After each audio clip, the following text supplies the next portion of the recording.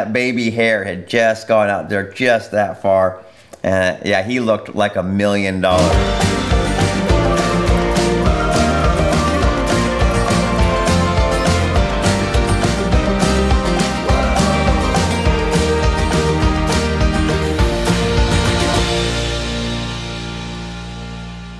My horse Christian, I won that Mustang makeover, and then the following year I got invited to Arizona to do a couple of competitions and a little clinic, and so being from Nebraska, going to Arizona in the middle of winter sounded like a great idea. I was like, man, this is the deal, like perfect. So I go down there for competition, and I end up having a couple of clinics get set up and some training horses in Texas, and so I end up spending like 8 weeks either in Arizona or Texas, and so it really worked out pretty good. Anyway, I take my horse down there. Of course, we leave in, it's middle in November, December area. We go down there. We spend some of December and then a lot of January down in Arizona and Texas, and man, it was great weather. I was like, man, this is perfect.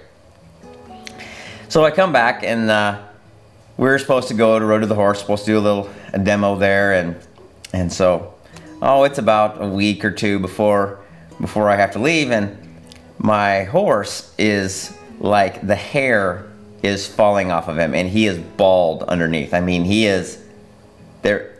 Yeah, it's just like you shaved him, like he's naked. Looks like one of those hairless dogs, I mean, there's no hair. And I am pretty worried, and I think, well, maybe it was the food, or maybe he's got an allergic reaction to something, and I didn't see any hives or any swelling, and so I call my vet, and the vet comes out, and he takes a look at him, and yeah, you could just wipe your hand across him and the hair would just fall out. And so he's, does kind of a little physical on him, and everything looks good. And so he says, well, have you changed his feed? Have you given him any shots?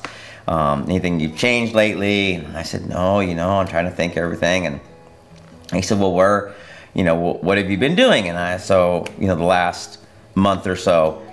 And so I told him, I went down to Arizona for, some time, a little competition there. And then I went to Texas to do some clinics and train some horses. And he said, well, how long were you gone? And so I told him, and he said, when did you get back? And so I told him, and he was like, oh yeah.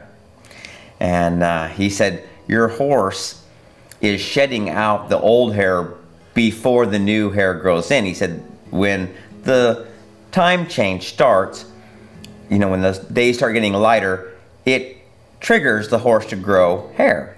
And as it gets more and more daylight, it triggers the old hair to come off. And what happened is, because you went from him in the middle of winter going down to Arizona, where the light was long, he said it's triggered the old hair to fall out, and the new hair is not yet growing in. He said it's coming, but it's not there yet. So he's, in that middle ground there. He said normally, the horse's older hair starts coming out, falling out, and he starts shedding it, and that new hair is already growing in underneath it, and so it's okay. And I was like, so what do I do? He says, well, just hope it grows in. And I thought, oh great, I'm gonna go down there, and they're gonna kill me because I'm being abusive to my horse, or he doesn't have any hair or something. It kind of made ride the hair off one, have some real good analogy. So anyway, I go along there, and when I get to Road to the Horse, he has got the shortest, most fine hair coat. It feels like that crushed velvet. Like you touch him, and it's just so soft. I could have sold anything for a feed supplement at Road to the Horse that year, because everybody wanted to walk in and pat him, and there was people around him patting him. What do you feed him? What do you use to get his coat so good? Yeah, it was that like I say, that baby hair had just gone out there just that far. And yeah, he looked like $1 million. But yeah, a week before, oh my goodness, it looked bad. So yeah, luckily it grew in and everything was good, but had me scared for a while. Hope you enjoyed today's episode of Horse Stories on Global Horse Network. We'd like to thank this month's sponsor, Snafflebit Clothing Company, for all your horse and apparel needs. Visit them on the web at snafflebitclothingcompany.com. If you like what we're doing or you don't, make sure that you put it in the comments below, because there's nothing I like better than to aggravate somebody like a sandburr under your saddle pad.